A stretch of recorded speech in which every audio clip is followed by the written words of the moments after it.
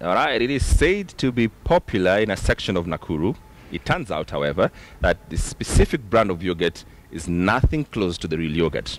Here's Sharon Momanyi with a tale of the fake yogurt from Nakuru. It is this particular bottle of yogurt that is sending waves of concern in Nakuru town. It goes by the market name Optimum and produced by Optimum Dairy Products. Public health officials warn that while it is in market shelves as a yogurt, the product allegedly contains no drop of milk in it.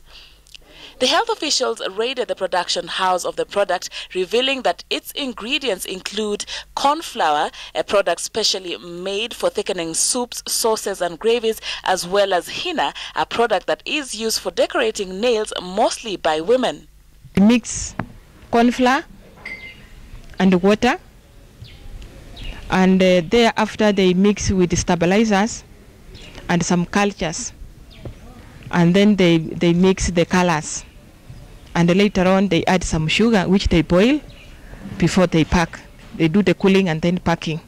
A spot check in the town by our crew revealed that the product is highly consumed in the area, particularly by passengers on transit, as it is mostly distributed by hawkers. Traders attribute this popularity against other products to its relatively low price.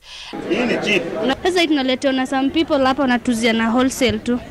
Advising the public, those who are selling in their shelves or displaying, they remove it immediately.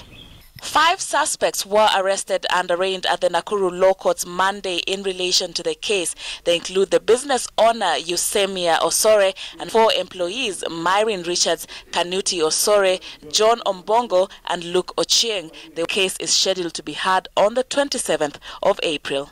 Sharon Momanyi, KTN News.